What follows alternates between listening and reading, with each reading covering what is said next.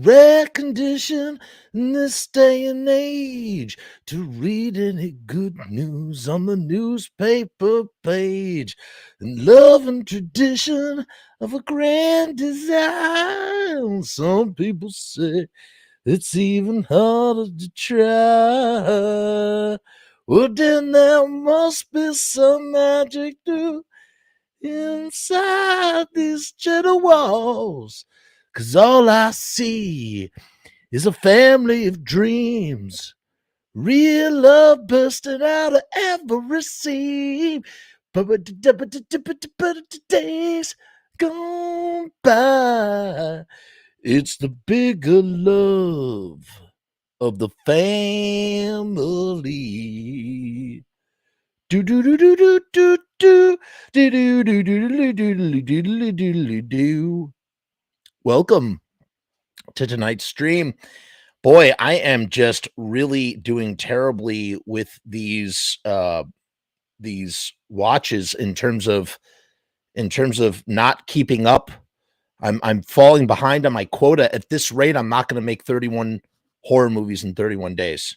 So I better pick up the pace. I'm going to try and catch up. I was so stoked about today's watch that I just simply had to go live for it. There was no review that was going to do it justice unless I just put up the Wikipedia and just talked about it. I just want to talk about how great this anthology is. VHS 99 on Shudder. It's a Shudder exclusive. The VHS franchise has been around for almost 10 years. Maybe it's been 10 years. 2012, I want to say, was the first VHS, which is a found footage anthology series. Now, right off the bat, and as you may have heard me discuss with Nathan on our previous episode, when we did an episode, we were reviewing Deadstream, and the writer-directors of Deadstream did a segment in this one too. We'll get to that in a minute. The Winters, who are brilliant. They really are. I hand it to you, Winters. You friggin' rule. You crushed it. You friggin' crushed it. I'm not a found footage person in general. I don't really care for it. I think it's a really hard genre to do. I think it can be easier to execute than it is to come up with a really solid story. Like, it's easy to just, shake a camera and run around and slap something together. I mean, I would say it's probably one of the most democratized sort of ways to go out and make a movie. Do it very, very cinema verite, as Dogma 95 as possible, that sort of thing. And, the grand master of them all, the granddaddy of them all is Blair Witch. However, there are movies that predate the Blair Witch. Not to take away from the greatness of the Blair Witch, you have Cannibal Holocaust, which is, I guess, the original found footage granddaddy of them all, really. And I guess maybe you could say Peeping Tom before that. No, Peeping Tom, that doesn't count. Why is found footage so hard to do? It's hard to do because you have to, what am I trying to say here? There's always, what's the reason for keeping the camera on? That's what it really comes down to. If you're in a moment of peril, you're going to drop the camera and run as fast as you can. And if you don't drop the camera, then, it's very easy to be pulled out of the story. Why wouldn't you drop the camera at this point? It's crazy that you would keep shooting. And, and Nathan actually brought this up as well. Part of the hook of getting into found footage is just, you just gotta die. You just gotta accept that whoever is shooting this, and that the camera is glued to them, that they're never going to let it go for whatever reason. And I even said, I was like, what's a good setup? And I guess a really good setup for found footage is, I guess, the diary. Because when someone's making a diary, it's usually like that, a reason, like that is a solid, hard reason to, you're striving despite your obstacles, despite whatever horrific thing is happening to you, you are trying to document your reality in that moment, in that situation. So there's that. The VHS series has always been the top notch when it comes to found footage in general. You know why? Because found footage is something, it's hard to sustain found footage and keep it interesting and flowing for, 80, 90 minutes and whatnot. We got John of Doom, and John of Doom says Blair Witch was the best found footage film. It's hard to keep something going for 80 or 90 minutes. With VHS, with the VHS found footage anthology format, it's like you're in and you're out. You're in and you're out. We get these little snippets. It's easier to digest these found footage stories when they're in smaller bite-sized chunks, in my personal opinion. So right off the bat, VHS has that going for it, and it's great. It's phenomenal.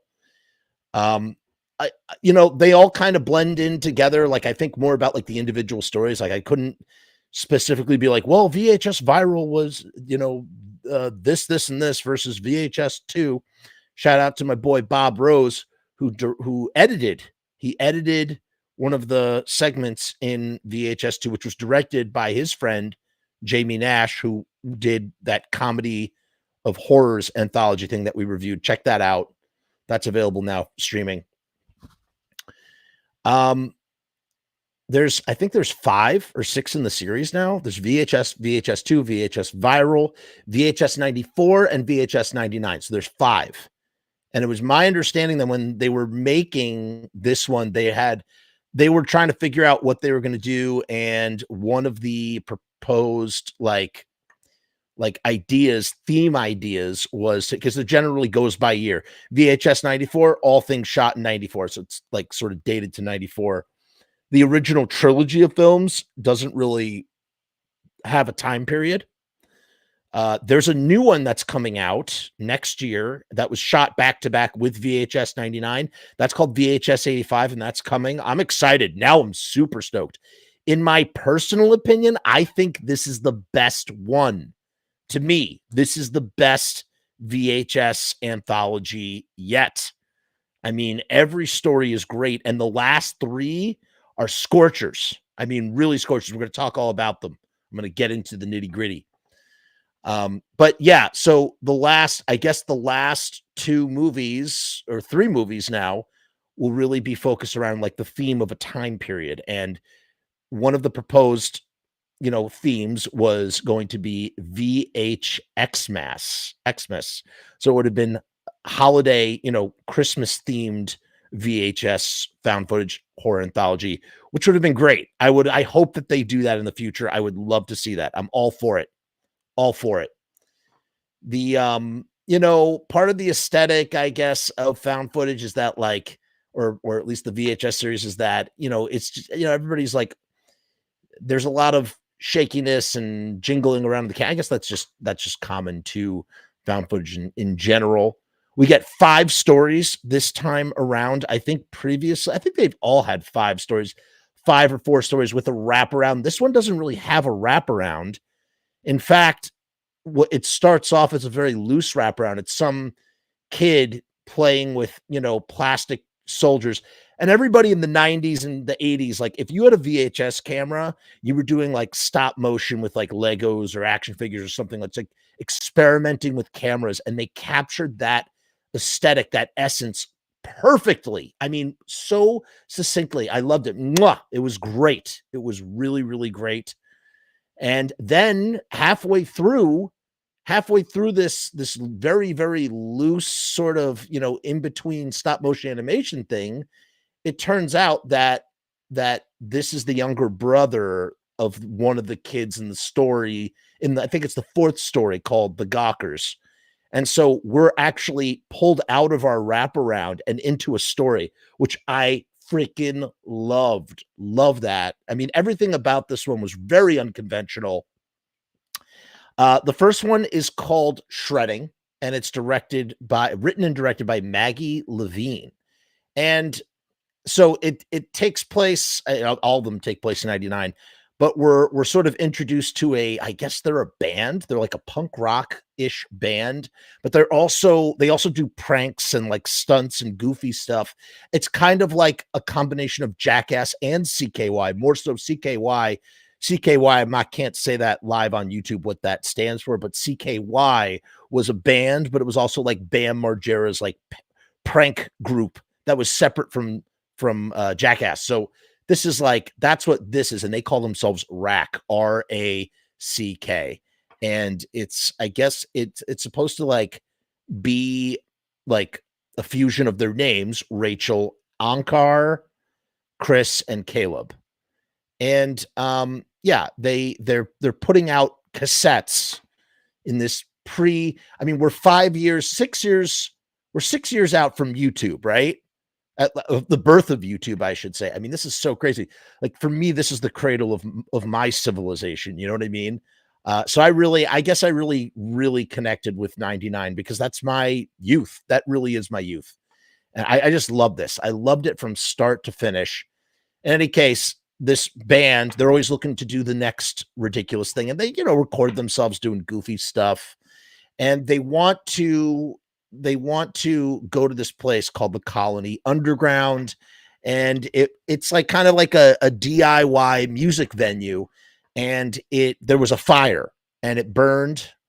And 3 years prior, in 1996, there was some sort of fire, and this band called Bitch Cat, they were killed. They were trampled, in fact, by the audience that night, and it was really grisly.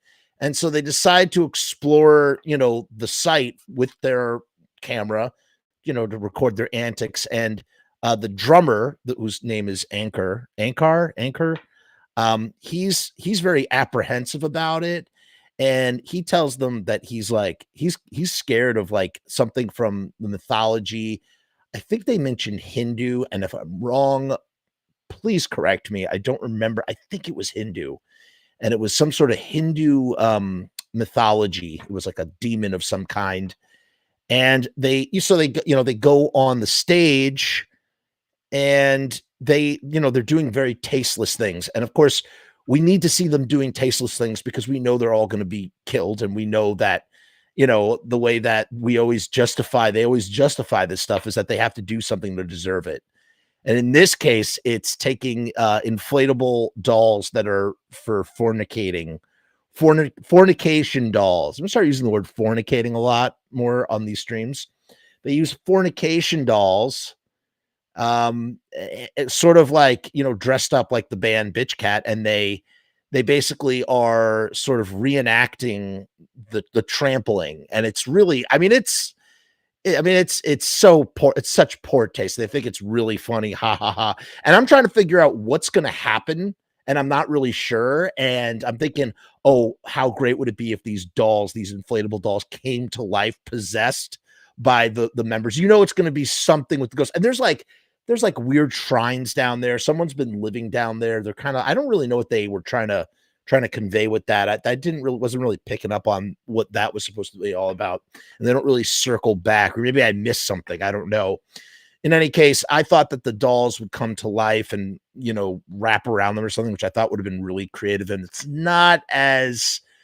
a little bit more straightforward than that. It's just, like these ghostly, zombified, undead members of the band Bitch Cat, and they attack and kill the band, and in grisly ways. They rip them apart and stuff.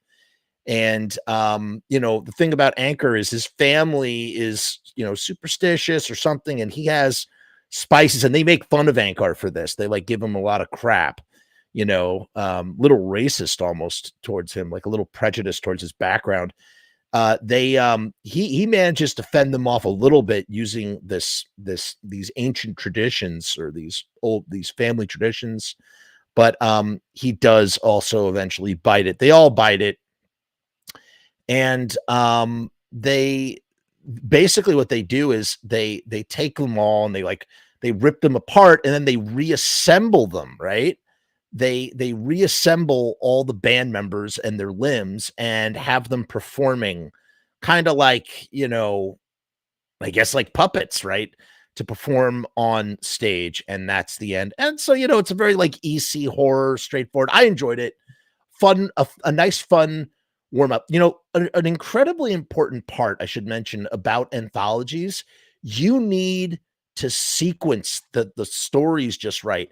Every story, just like an album has to be properly sequenced, so does your anthology. If you start off your anthology too strong and then you finish weak, it's not going to feel good. You need to warm up. And this was a great warm up. It was a perfect appetizer that warms you up, gets you in the mood, gets the juices flowing. And the sequencing is just perfect. The stories build and build. And, we reach this. Oh, well, I'll get there. I'll talk about the sequencing as we go. So the second one, I can't say this out loud on YouTube because, again, I'll get into trouble. But the word is an equivalent for unaliving yourself. That word, and then the word bid. So it's that and bid. And this one's written and directed by Johannes Roberts. I hope I'm pronouncing that right. And, again, what I really like, at least about this segment, I don't know about previous segments, it really is. It's all like writers, directors, I love that, man. And I mean, what a great way to cut your teeth too. Not that any of these people are inexperienced in any way, shape, or form, but, imagine you're stepping into a feature, making features. I feel like anthologies are a great way to get there, because it's like you're still doing shorts, but it's part of a cohesive whole that is a feature. So it's like, I don't know. I like that idea. I just think that's cool. So this is the bid, and I can't say that first word because it's unalive. So you put it together in your head what that word is. And basically it's about a college girl named Lily. I guess she's a freshman, right? And she wants to join a sorority like you do when you're at college. And this is one of the best of the bunch, or whatever, most exclusive, the in crowd, the clique, as we used to say in high school and college, the bitch clique, right? That kind of thing. Something like Sigma, Alpha, whatever. And I guess she's recording a video of herself. And she gets, her roommate walks in, who's she's more like straight-laced and stuff. And they have a little conversation for the camera. It's done in a 2-shot, and I love it. I like watching this 2-shot. I'm going, this is how I want to do dialogue scenes in the future. Forget the over-the-shoulder coverage. I know that's it's a tool for storytelling and it has its place. But I just love the idea of a 2-shot where you're just letting the actors do the scene. It feels real. It feels natural, and you're more invested in performance than, say, if someone is editing for the performance by chopping things up and going from take to take, whatever. That's more technical. In any case, the straight-laced roommate, she is concerned. She's not happy that Lily is applying to this sorority because she's doing what is known as the title of the thing. She is doing a bid. And I guess basically what that means is, if you're doing that kind of bid, you are really, truly you are risking.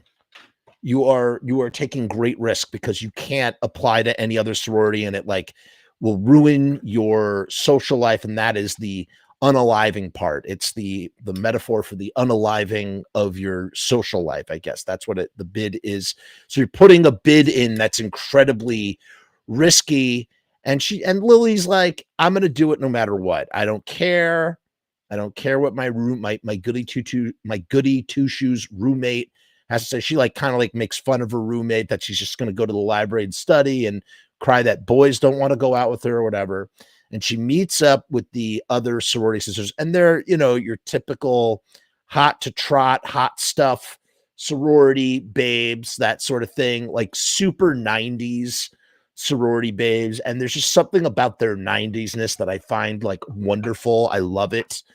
And they take Lily to, first it's a church or something. They're at a church hall, and then they go to a cemetery, and they dare her. They want her. Part of her initiation is she has to spend time inside of a coffin, and they lower it into the ground. She has to stay there all night. And the whole point is to sort of recreate this I guess it's like it's an urban legend or something where, you had another student and she was doing the same thing, except she was like left behind. Like they didn't come to get her and she died. She was like left there for a week and she ended up dying. And so they tell her this legend and they say, "Hey, we want you to do the same thing." She's like, "Okay." So she goes, your typical fare. Again, these first two stories are super Tales from the Crypt like. Actually, man, they're all kind of Tales from the Crypt like, but like the first two really are steeped in EC horror, which is all about just desserts and, resurrected dead people and whatnot. If you couldn't guess, Lily, she's willing to do this stunt, and you know, she's given like a box, and the box is supposed to be something that she opens in case she needs strength. And they give her a camera too, because they want to document everything, because we have to have a camera wherever we go because it's VHS and whatnot. She goes inside her coffin and she's hanging out, and they're messing with her. They're like making noises, they're like tapping on the coffin, and Lily decides to open the box because she is feeling scared. And of course, the worst thing ever happens. Large spiders come out of the box, and it is absolutely terrifying. The spiders are really big. She's in a coffin. It's like my worst nightmare. It's literally my worst nightmare come to life. I'm kind of have a little bit of arachnophobia, at least with spiders that look like that, like these really big spiders that are in this coffin with her, and she's smushing them and getting green crap on her hands. And then it starts to rain, and the cops come, and the sorority sisters who are banging and messing with her and stuff, they run off. And the ground, the open grave that contains the coffin starts to fill with water. Absolutely terrifying. There's water leaking into the coffin. She's starting to, the water's coming up to her face. And then we see that the girl, the sorority sisters Jet, we see that the dead girl, the one that the urban legend is about, she appears and she breaks through, and Lily disappears. They come back, the sorority sisters, they come back the next day. They dive into the water, which seemed very unbecoming of the sisters that left. Like, it's funny how they like run away from cops, but they're willing to just like get super soaking wet by jumping into this groundwater that's in this open grave, potentially with a dead body, right? Because they're like fishing, trying to fish her out and whatnot, only to find that she's not in the ground and she's disappeared. And they walk off and they're like, they do a I know what you did last summer thing. They walk off and they're like, we'll never speak of this again, and that will be that. Then what happens next? I'm trying to remember. I guess like it cuts or something, or it fades to black, and then they're all trapped in coffins themselves with cameras, and a really scary sort of like undead Lily appears, and she tells them that she made a deal with the girl, the other girl, the urban legend girl, and that she will give her, some new sorority sisters if she just spares her soul. And then they all get killed and eaten or something, who knows, and that's the end. So it's a very, it's a kind of a straightforward story. The story isn't anything to write home about. It's really more the atmosphere that it creates with the terrifying situation. And it's fun, and I enjoyed the hell out of it. And again, a great warm-up. It's exactly where it needs to be in the sequence. The first movie is perfect to draw you in, the first segment. The second one follows it up, and then the third one brings us to the midpoint, like the main course, if you ask me, really. And that doesn't take away from what's to come, because both of those segments are tremendous, especially the final one. The final one is like on another level. But I would say Ozzy's Dungeon might be my personal favorite. This one is written by Zoe Cooper and Flying Lotus and directed by Flying Lotus. And It's like, just like Legends of the Hidden Temple and Double Dare combined, and like What Would You Do? All those Nickelodeon shows. There's a show called Ozzy's Dungeon, right? And Ozzy's Dungeon, the way Ozzy's Dungeon works is that you're basically just like all the other shows. It's exactly like those shows. Guts, remember Guts on the Aggro Crag, whatever. You're basically doing gross out things, fishing around for flags. You got to get flags. You got to go through tubes full of goo and gut. It's like a simulation of of Ozzy's anatomy. That's what they call it. Ozzy, the guy's Ozzy. And basically what you're competing for in this particular game is a chance to meet a character named Ozzy. And Ozzy can make your favorite wish come true.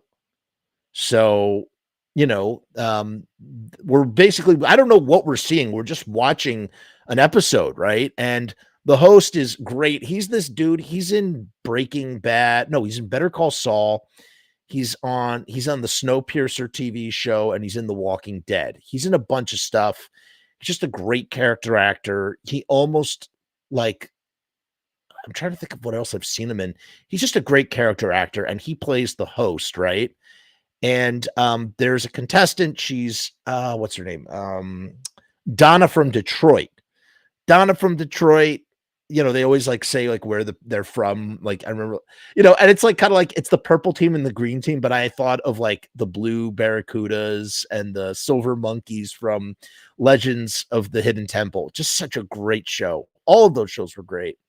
And I was just having serious nostalgia. But here's the thing. It wasn't, the problem with everything today and this idea of member berries and nostalgia corn.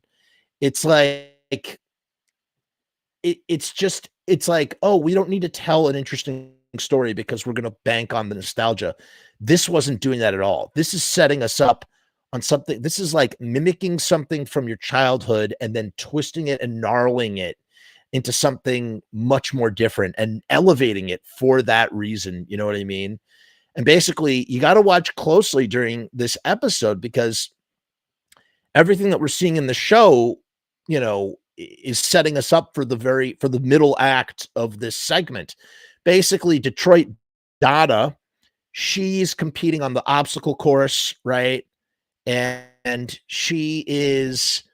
her leg breaks, and it's a really brutal break. It doesn't just break a little bit. It splits in half, it's really grisly as she's competing to get Ozzy's wish. And, it's the type of thing it's going to make your dreams come true, whatever it is. Ozzy's wish, it's going to make your dreams come true. It's that important. And so, she's competing. Hold on, I got to get rid of these bots here. Let's get rid of these bots. Remove. That's not helping us. Let's see here. Put user in timeout. All right, maybe that will help for a little bit. Yeah. Okay. Hopefully that works. So, sorry, I lost my train of thought there. Donna breaks her leg, and the mother, Donna's mother, is in the audience. Deborah, her name is Deborah. Deborah is in the audience, right? And she's rooting for her daughter, and her daughter breaks her leg. And the host is so he's so inconsiderate. He doesn't care. He's whatever. Just sort of shrugging his shoulders. And she's she gets out of her chair, Deborah does. And then the tape kind of jams. And it's our first segue. And it pulls back and shows us that we've actually been watching a TV in this dingy basement, right? And with the help of her husband, and there's a boy and a girl. The girl is Donna, and then there's the son and the husband. The husband is filming, and the son has gone to great lengths, great detail to build a reproduction of what we just saw, the set that we just saw in the VHS on the TV. He's rebuilt it in this dingy garage, and in a cage is the host. And clearly years have passed, over a decade, maybe longer. A lot of time has passed. The dude is gone. He's bald, and he's in tighty whities, and they're messing with him.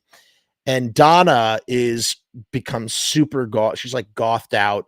and her leg is like rotten. It's like rotten and like disgusting and peeling, and she's confined to a wheelchair, and all of her dreams have been ruined, and basically what they do is they make this host go through this like this really grisly Saw-like version of the Ozzy's dungeon game. Instead of like, the idea is that he's going through this digestive tract. In the show, you're going through a digestive tract, and it's like all like, green jello and goop and stuff. But in real life, it's feces, like stuff like that.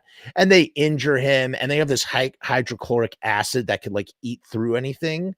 And they're threatened that we're going to pour this acid on you if you don't do the course, and you only have 60 seconds. And he's like, that's not fair. And she's like, Donna's like, your game was rigged. Your game was not fair. And he kind of cops to it, but whatever. So you kind of, see through the veneer of the show, which was obviously canceled after the incident with Donna, I guess. Donna.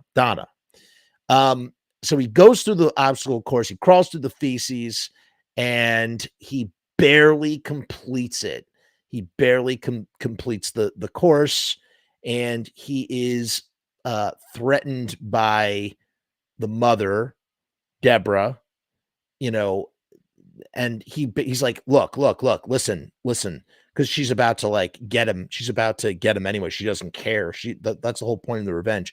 He goes, look, if you want your wish, Ozzy's wish that you wanted from the show, I can get it for you. We just got to go down to the studio, and I'll get it for you. So takes us into the third part, the third section of the third act. They go to the set for Ozzy's dungeon, and they see that there's like armed guards. It's like there's a lot of security, and they have to go through another, like the back door or something. So they're guarding something in there. What could it be? And they go through the set, and they come to this weird wooden door. It's like this large door, and like there's this weird woman, this like very, I don't know how to describe her. She's very muscular Amazonian woman who was there back then, and she's there now, and she's unchanged. She hasn't aged a day. So something is up with her. And they go inside, and they go walking through this cave. They're recording the whole time. Husband's been recording on his VHS camera this whole time, right? So that's our VHS camera for the thing. They go into this cave, and then they discover this. I mean, when you see what Ozzy is, it's this like naked, like super pregnant, fat woman. That's the only way to describe it, with like a slit going down her stomach. It's so crazy, right? Or I guess maybe that's supposed to be Ozzy. I don't know.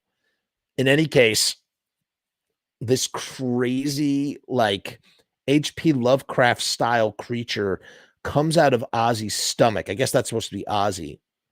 And that's what makes the wish, right? So Donna makes a wish, and you're not really sure, like you don't hear her make the wish. He just says, okay, make your wish. And then the entity appears, right? And the entire family, the husband, Deborah, the mother, and the brother, all of their faces start to melt. All their faces sizzle and gurgle and melt. And then we see Donna smiling. The camera like pulls in on her smiling face, and we know that Donna has made this wish. Nothing I said just now could possibly do it justice. You just have to see it. I mean, I'm spoiling the crap out of this. I'm assuming you've seen it already. It was by far, it probably is my favorite. This and the final segment are my absolute favorites. Gawkers, the next one we're going to talk about, is a close third, followed by the first two in no particular order. But Ozzy's dungeon, what a peak! It's this sequencing is like a roller coaster. They just do such a great job. It's sticky, and you know what else is sticky? Riot stickers. Riot stickers are sticky. Riot stickers, sponsor of this channel, right here. There you go. Riotstickers.com. Riot stickers. We're the bomb. I'm going to play our little segment for you. We're doing a special deal with Riot Stickers. Get 1,000 stickers for $79. These stickers are UV coated to protect from the sun. They're printed on vinyl to protect from water, and they maintain, man. I love them. They maintain. So get that deal now. That's 7 cents per sticker. You can't go wrong. You can only get it via the link in the description. That's riotstickers.com/Frumess. You don't need a code. You just go there and do the thing, riotstickers.com.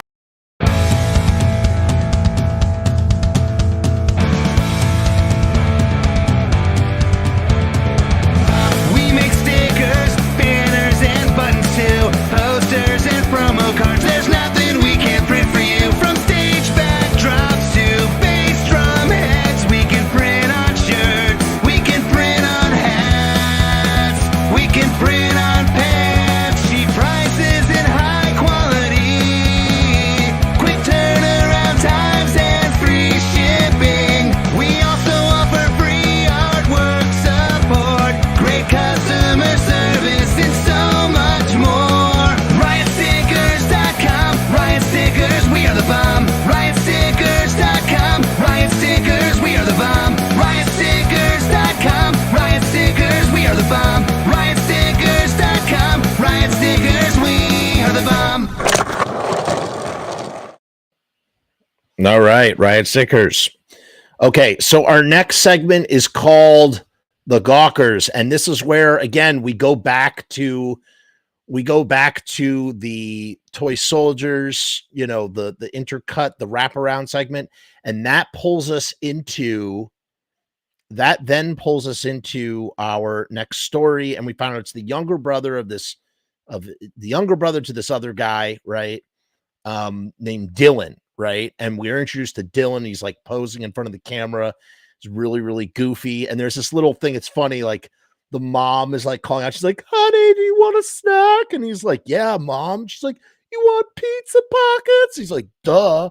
And it's just so funny because it's such a 90s thing. And I don't know why. It's just like there's such a comfort factor. Okay, so this is written by a guy named Chris Lee Hill and another guy named Tyler MacIntyre. Okay, Tyler is a friggin' genius. He directed Tragedy Girls, one of the best slashers since Scream, in my opinion. It's up there with Scream. It's so friggin' good. Tragedy Girls. Check it out if you haven't seen it. And he also did a Frankenstein film called Patchwork that is so awesome, and I like blows my mind that not more people talk about this film. It's really horrific. It's like the best blending of Frankenstein and body horror, I guess. And he also did one of those in the dark things for Blumhouse for Hulu called Good Boy, and that's not a big fan of that one. But Tragedy Girls and Patchwork, tremendous features, tremendous. And Gawkers goes right up there with it. I would say Patchwork and Tragedy Girls, and then Gawkers right after it. I can't compare Patchwork and Tragedy Girls. They're just both really good. So anyway, Dylan goes off to have some pizza pockets, and the little kid, we find out his name is Brady. Okay. He's the little brother. And he has some friends. One of them, his name is Boner, which is so friggin' funny. I love that it's Boner. And they're kind of like, jackasses too. They, they mess around. They do skateboarding. They find a weird snake skin and buy this runoff, and they pressure their friend to try and eat it for 50 cents. He's like, "I'll eat your mom for 50 cents. DLW did not like the new Halloween, but he's in the wrong stream. Go watch that. DLW, did you watch the Halloween stream? Go watch that. And then see if you actually don't watch it. You're going to hate it because I liked it. You're not going to like what I have to say. That's the truth. I don't know what to tell you. In any case, there's this hot girl next door, and they're all gawking at her, and her name is Sandra. She lives in this house next door, and they film her and drool over her. They goof on the Halloween as a whole. You Grinch, you're like a Halloween Grinch, DLW. They just drool over her as they film her, and they want to pull an American Pie style. Oh, they're goofing on the delivery guy who's, I think he's he's in there earlier. The delivery guy who's also she's kind of like, you get the gist that she's probably going to be like a siren or something, if you know what a siren is. That's not what she is. She's something far, just as nefarious, I would say. In any case, they want to do the classic American Pie bit where I'm not saying it's classic like it's a revered thing. I mean, like, it's just from American Pie. That's what makes it classic. I mean, we've all come to realize how incredibly twisted and screwed up what they do in American Pie is, and it's no different here. But you know what's profound? Like, basically what they want to do is Brady reveals, because he's like some tech guy, that she has asked him to help her set up her webcam, and they want him to install a spyware so they could watch her and potentially see her naked or nude, which is what they do in American Pie, right? Like, it's the same thing. And it's just funny, like, 90s sensibilities, which are really built on 80s sensibilities around teenagers and sex and consent and all these things. And it's amazing how stuff has like transformed, how that was once considered okay, how they're pressuring Brady into telling him he's a god if he can pull this off, how he'll be worshipped, he'll be a legend. And just like that peer pressure, like all of it added up and made sense to me in that moment. Little brother wants to be accepted by older kids. Again, it's just that it too is a Tales from the Crypt setup. It's like a perfect Tales from the Crypt setup, right? Kids that are deserved their just desserts, that sort of thing. So he goes over there and they set it up and they just wait, right? They're just waiting, and the best part of the whole thing isn't even what's about to come. The best part is the kids talking like 90s kids. There is a joke about Y2K, and I thought that this could have been like going towards Y2K, and I'm a little surprised that we didn't get a straight up Y2K scenario. You can find this film on Shudder, Edson. You can find it on Shudder, which is a streaming service. It's there as an exclusive. So, like, the best part is just hearing the guys all talk. They're talking about their ideal lineup: Creed, Limp Bizkit. Like, it's just so funny. It's just so dated. It's a little, it's a little banking on the nostalgia, but that's okay. Like, again, that's what makes it so great, is because it's such a slice of life. That's what they're really capturing. A bunch of kids with nothing better to do than spy on the girl, which is what, the 90s, or at least in pop culture, like in movies, like that's what the 90s were sort of about in a weird kind of way. Or at least that's what 90s sensibilities lean towards, or what pop culture was trying to shove down audiences' throats, right or wrong. That's what it was kind of all about, a little bit. And yeah, it's like watching all of that, it's something that like clearly is wrong, but it's so familiar in the sense of like, wow, yeah, that's the way things used to be, that kind of thing. And again, building on what, look at like Revenge of the Nerds in the 80s. 16 Candles. So this film is clearly like trying to say something about it. And there's even a moment where Brady sets up the camera and it feels terrible about it. He goes, I feel like a creep, which is the filmmakers trying to show that like what these guys did was wrong. And of course, as it turns out, Sandra is actually a Gorgon. And if you know what a Gorgon is from Greek mythology, that's what Medusa is, a Gorgon. She's a Medusa. So she has snakes for hair, and that's why she was shedding snakeskin, and she shows her tits. So we do see some tits. It's funny, horror movies today, for the most part, do not rely on nudity the way that they used to. Nudity is not like a standard staple, a tandem staple, the way it was in the aughts or the 90s or the 80s. It's funny how it's kind of gone out of fashion. On occasion, you do get nudity. You get more nudity, I think, in indies. No, I don't know. Maybe that's not true. Yeah, maybe it is true. Than you do in like mainstream studio pictures. In any case, the Gorgon goes crazy, like they're watching her on their computer. It's the American Pie setup, and they run over and they rip her to bits. They rip the Gorgon rips all the kids to bits. Lynn says, "Never trust a junkie." What are you in reference to? What is that in reference to? I don't know. They rip her to bits. Sorry, why are we saying her to bits? They rip the kids to bits. The Gorgon turns them to stone, and they fall and break apart. The end. And it's great, man. It's great. And it's awesome. Even though Brady tries to like atone and like apologize. And you're saying screaming bloody mess. You're referring to bodies.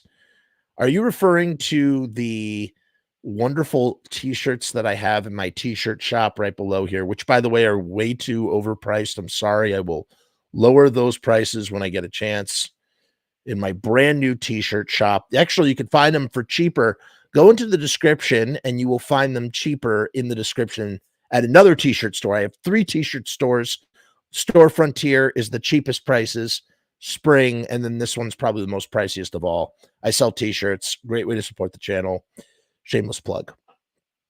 That's what Lynn is referring to, I think. Okay, so the last story is called To Hell and Back, and it's written and directed by Vanessa and Joseph Winter. This is the same couple that directed Dead Scream, which is also on Shudder. They're like found footage rock stars, if you ask me. And we talked about how much we loved Dead Scream. In fact, no, Deadstream. I think it's called Deadstream, not Dead Scream.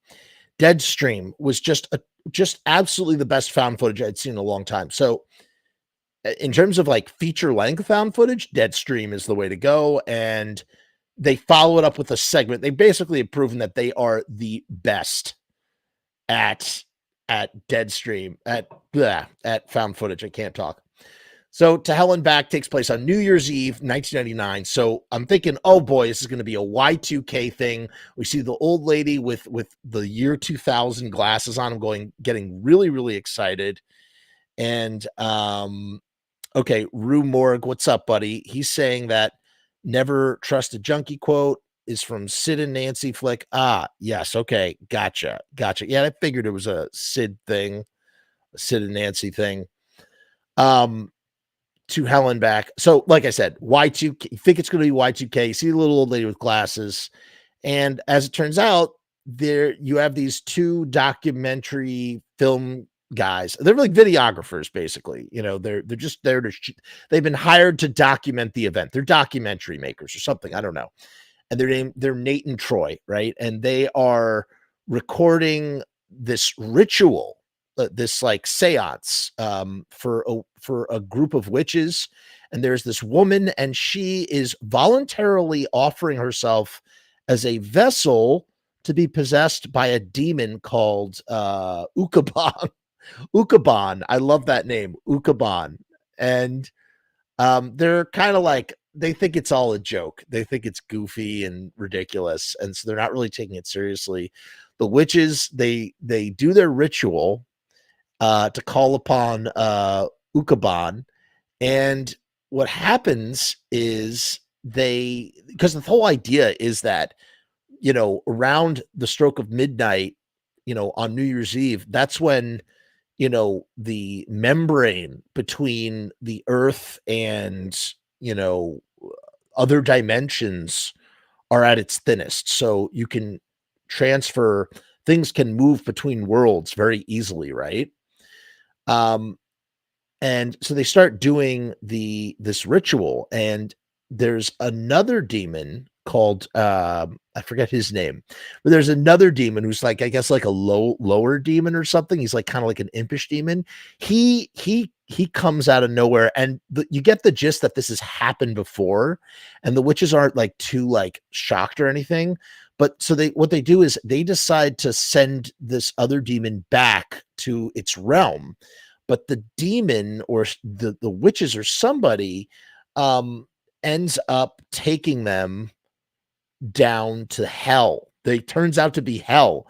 So these two documentary filmmakers find themselves in hell. And the way they set up hell, it's just like this hellish landscape. It's just like this rocky, this endless, infinite rocky sphere. And what's really great about the segment is you really feel like you've been personally transported to hell. Like that's what it would be like if just like if hell was real and you go there, that's what it is. And it's just like there are terrifying monsters and demons and all sorts of like lots of cannibalism. There are these weird like bear traps that are super nightmarish, and they're just like, I mean, they are in the worst place. One of them finds like this weird trident pitchfork, and of course we can actually see Satan or Lucifer or somebody. He's this giant horned demon. We see him in the background just like lording over this like this desert. It's like desert and like caves and like just whatever. Hellish landscape is the best way to describe it. And they bump into I guess it's like it's a human from a very long time ago. From the way she speaks, that's what gives her away, obviously. Her name is Mabel, and Mabel is probably from like the Middle Ages. She has brown teeth, and you know, she wears tattered rags, and she's got scars all over her body. And she basically becomes the best character ever. She agrees to help them to escape, because what they figure out is if we can get to this guy Ukaban by midnight, because I guess their watches still work. By the way, they have their cameras. That's how we're seeing all this.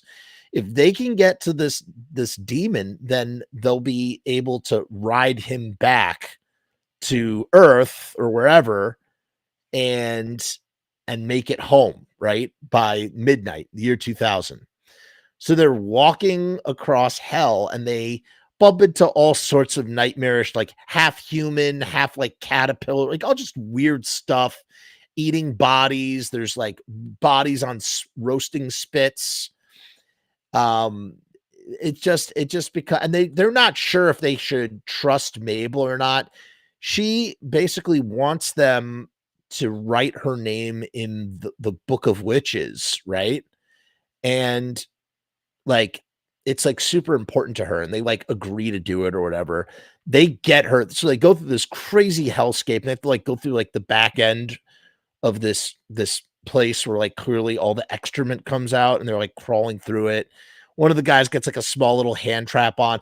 It's just I personally was like really like offset and terrified by what I was watching, because I was like, this is really scary. Like this is hell.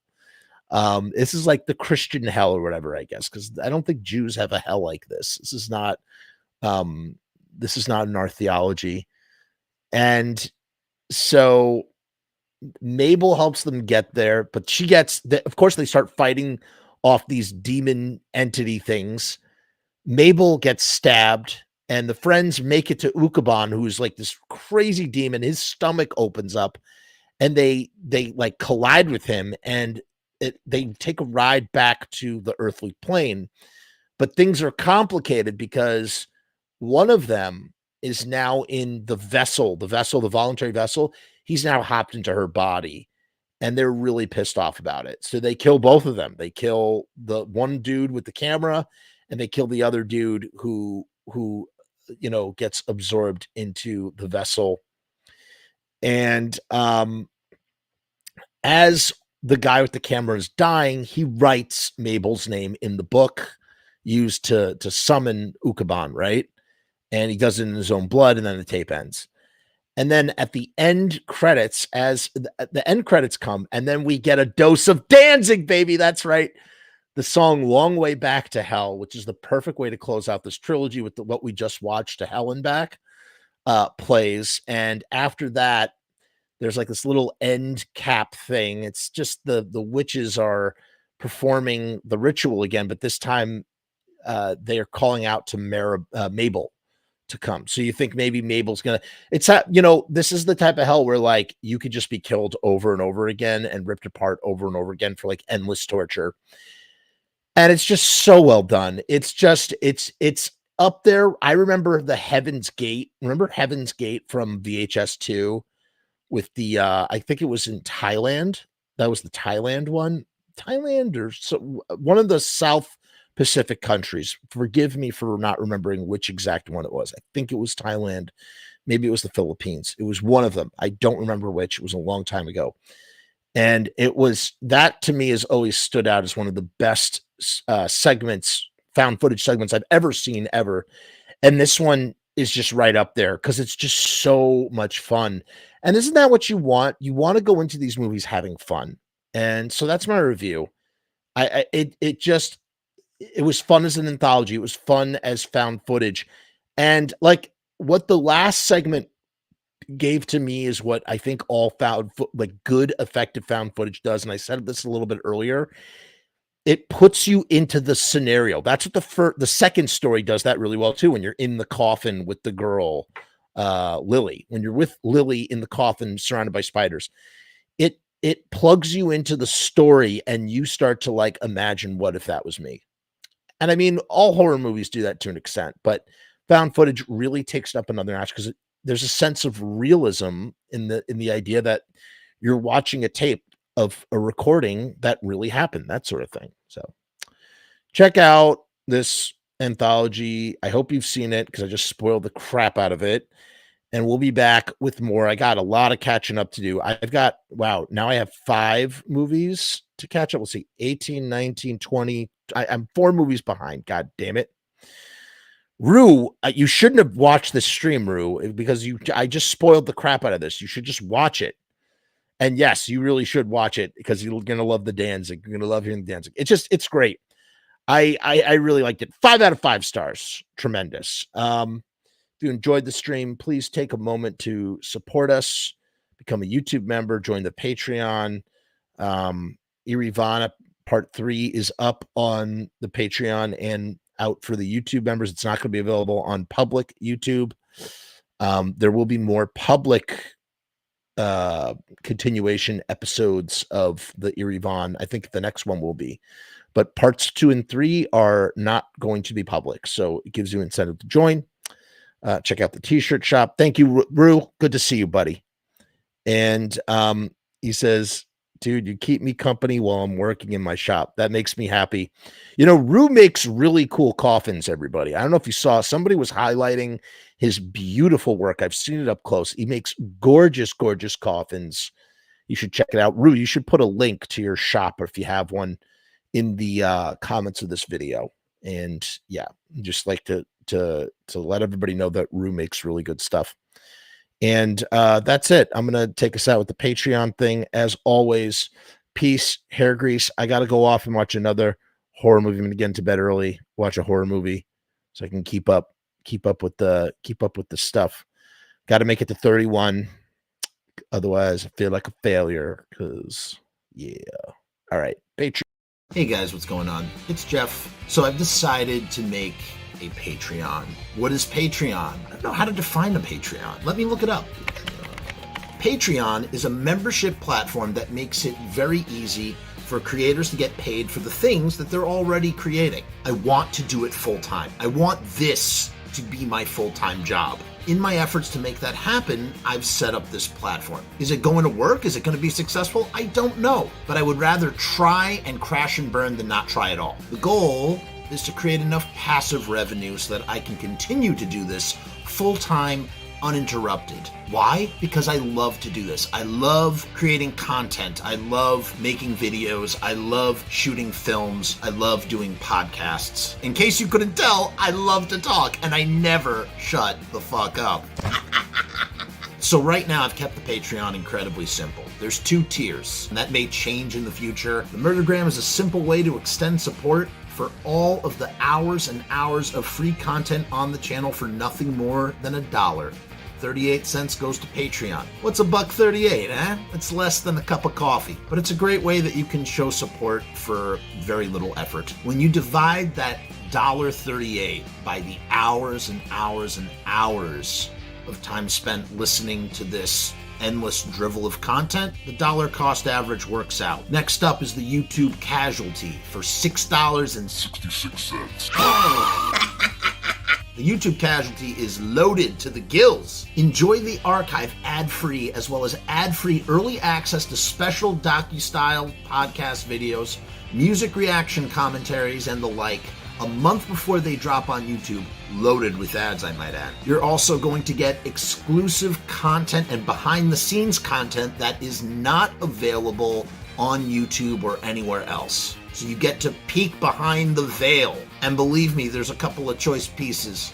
Most of all, more than anything, whether you join the Patreon or not, I just want to thank each and every one of you that comes to the channel, that watches all the shows, that leaves comments, that participates, that subscribes. That's really the most important thing. This is just trying to find a way to earn a living as an artist. And with that, thank you for my TED Talk. Join the Patreon, because we need you!